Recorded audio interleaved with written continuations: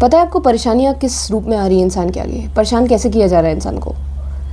इंसान को पहले दूसरे इंसान से अटैच कराया जाता है कि इससे प्यार कर, इसकी जो अच्छी कुछ आदतें हैं उन्हें उनसे अटैच हो, कि कितना अच्छा बोलता है, कितना मदद करता है हमारी।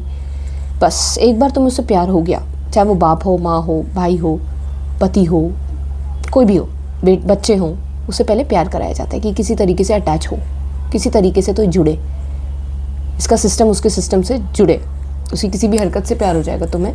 और तुम जैसे ही उससे जुड़ जाओगे फिर उसे कोई बीमारी आ जाएगी, वो तुम्हें नरक दिखाना शुरू करेगा। उसकी गलती नहीं है, लेकिन उसके थ्रू तुम देखना शुरू करोगे, उसके थ्रू तुम्हें तकलीफ़ मिलेगी। डायरेक्टली तुम्हें तकलीफ़ नहीं दी जाएगी, उसके थ्रू तुम्हें तकलीफ़ें दी जाएंगी। वो या तो बीमार पड़ जाएगा और उसकी तड़प तुम्हें तड़पाएगी। ये कैसे हुआ? बीमार तो उसका शरीर है, तो तुम क्यों तड़प रहे हो? उस अटैचमेंट से वो सारा दुख तुम तक आएगा। वो इंसान गिराया जाएगा और उसके थ्रू तुम तड़पोगे। आपको क्या लगता है जो इंसान बीमार होता है सिर्फ वही तड़पता है? बिल्कुल नहीं। उसका पूरा परिवार, जो लोग भी उससे अटैच्ड हैं, वो सब तड़पते हैं। उन्हें मेंटली और इमोशनली तड़पाया जाता है इस तरीके से। तो अटैचमेंट जो है सारी परेशानियों की जड़ है। हमारी दुखती रग है ये, हमारी कमज़ोरी बन जाती है जिससे हम अटैच होते हैं। कहा जाता है ना कि जो नेता वगैरह होते हैं वो अपनी फैमिली को छुपा के रखते हैं, क्योंकि जो हिट लिस्ट में होते हैं उनकी फैमिली को टारगेट किया जाता है, क्योंकि पता है कि अगर बेटे को उठा लिया या बेटी को किडनैप कर लिया, इसके थ्रू इसे परेशान करेंगे। समझ में आई बात? तो हमारी जिससे भी हम अटैच हो जाते हैं वही हमारी एक ऐसा कमज़ोर नस बन जाती है जहाँ से हमें तकलीफ़ आनी शुरू होती है।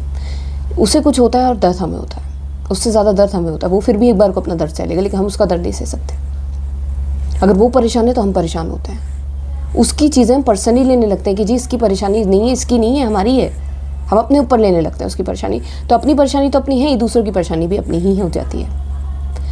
और बात यह है कि ज़िंदगी कुछ इस तरीके की है कि बिना सपोर्ट के अकेला इंसान सब कुछ नहीं कर सकता। उसे किसी ना किसी के सहारे की ज़रूरत पड़ती है, और जो सहारा देता है उससे हम अटैच हो जाते हैं। और जिससे हम अटैच हो जाते हैं उसी को अगर कोई तकलीफ़ आती है तो हम तड़पते हैं, हमें तड़फाया जाता है उस तरफ से। ज़िंदगी ही कुछ ऐसी, इतने काम है कि सब कुछ आप अकेले हैंडल नहीं कर सकते। पूरी लाइफ आप अकेले नहीं जी सकते। किसी को कोई चाहिए आपको, जो आपके साथ होता है उसकी तकलीफ़ें में उसे डाला जाएगा और तड़पोगे आप भी।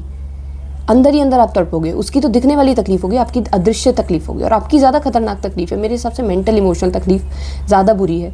फिजिकल तकलीफ़ में कंपैरिजन नहीं करी, पर मेंटल इमोशनल तकलीफ़ को भी कम मत आंकना, अंडर एस्टिमेट मत करना।